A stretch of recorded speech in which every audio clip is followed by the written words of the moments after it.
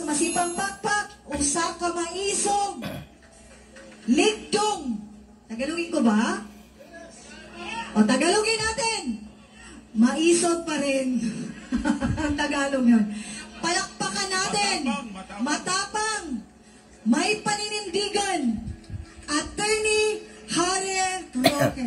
Oh, ang butanding magsasalita na ang butanding. Pakinggan nyo ang butanding magsasalita na. Mabuhay po ang mga magigiting na taga-Dumaguete! Mabuhay po ang Republika ng Pilipinas! Ay, naku. Mabuhay po si Tatay Digong Duterte! At mabuhay ang tunay na presidente ng Pilipinas, Sara Duterte!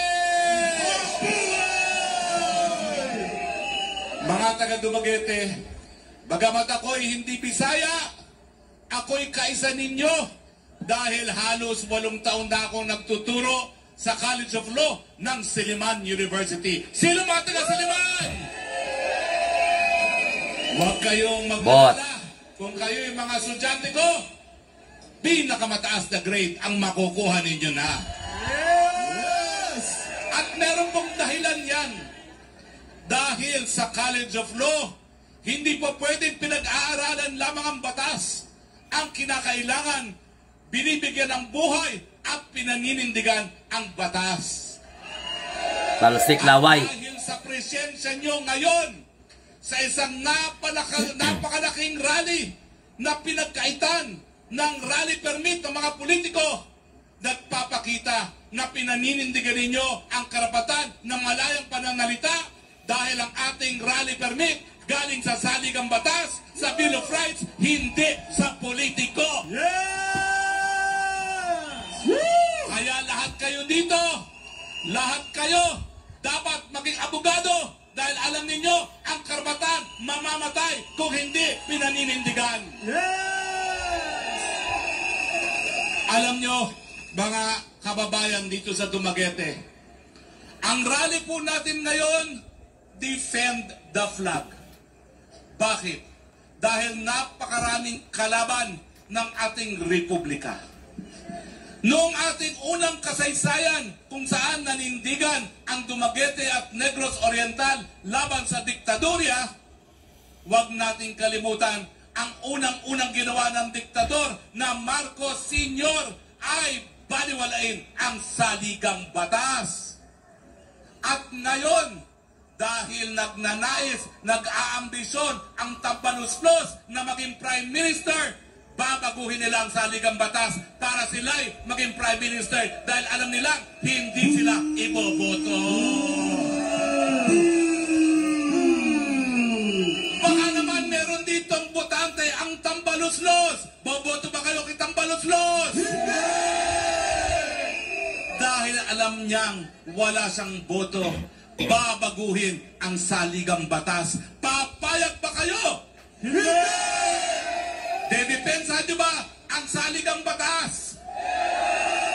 At mananatili ba kayong maninindigan sa karapatan ng malayang pananalita? Yes! Anong mensahe natin sa mga politiko na pinagkait sa atin ng rally permit? Titigil ba tayong mag-rally? Hindi! Titigil ba kayong magsalita? Hindi! Makakalimutan nyo ba sa araw ng eleksyon ang ginawa nila ngayong araw na ito? Hindi! Paparusahan nyo ba ang mga politikong sumupin sa inyong karapatan ng malayang pananalita? Yes! Bakit kailangan ng transparency?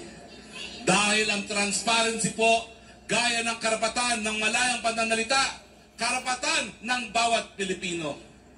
Meron po tayong karapatan sa mga impormasyon na nakakaapekto sa ating pang-araw-araw na buhay.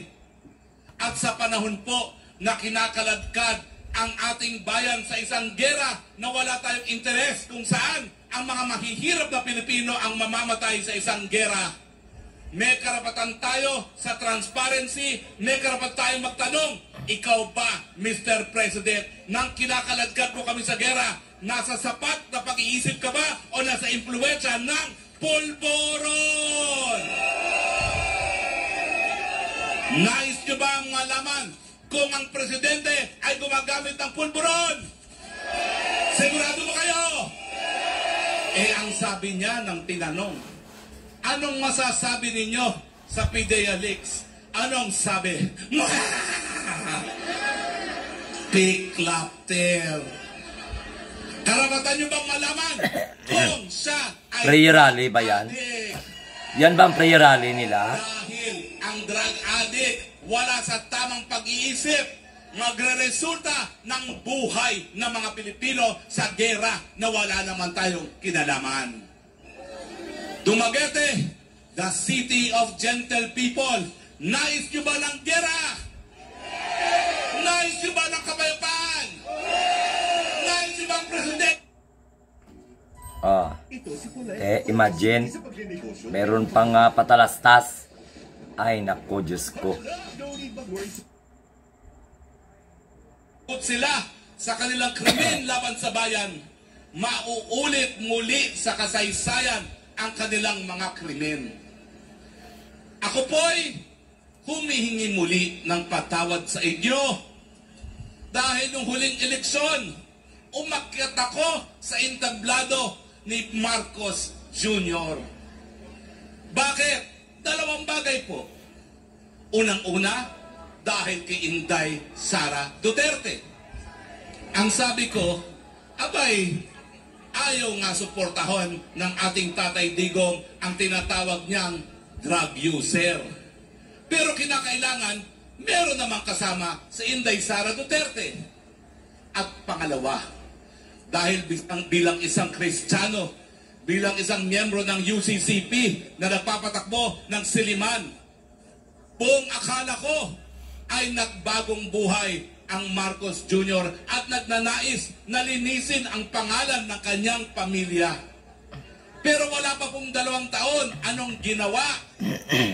Tinatangkang baguhin na naman ang saligang batas para po siya ay maluklok sa pwesto na panghabang buhay. Papayag ba kayo, mga taga-Dumaguete? Lalaban na ba kayo?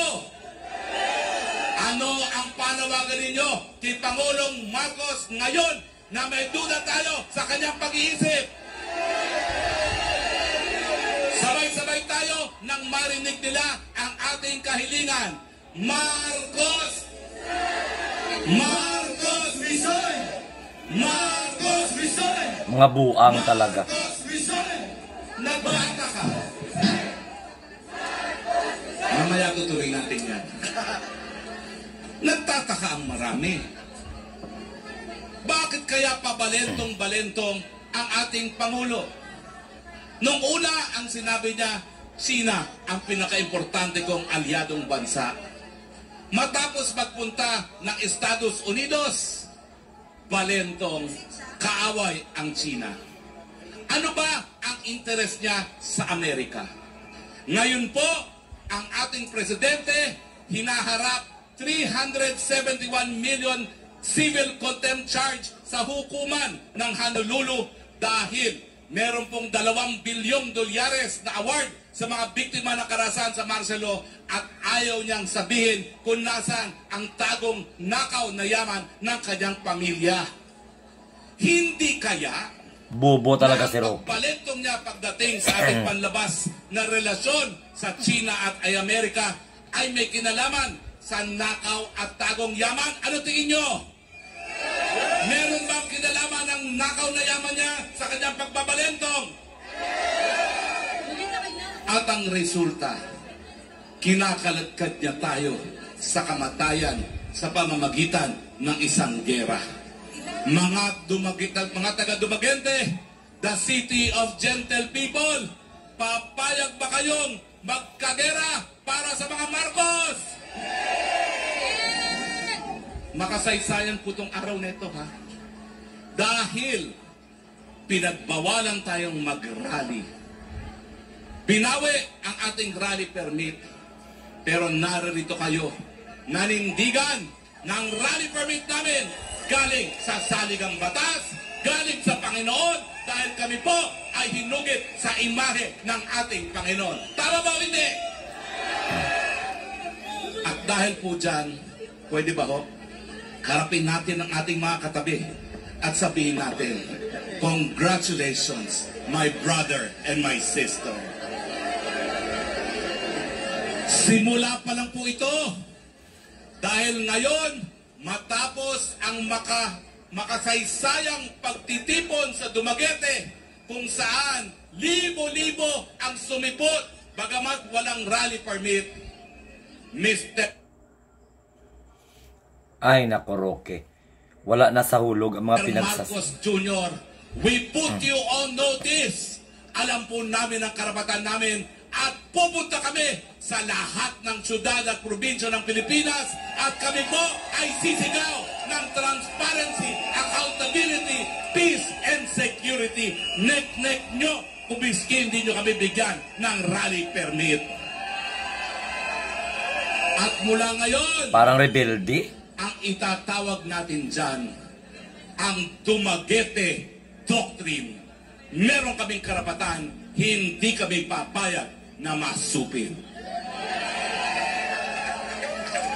Ang tanong, parating na po ang pinakamamahal na presidente ng Pilipinas. Sino ba ho ang pinakamamahal na presidente ng Pilipinas?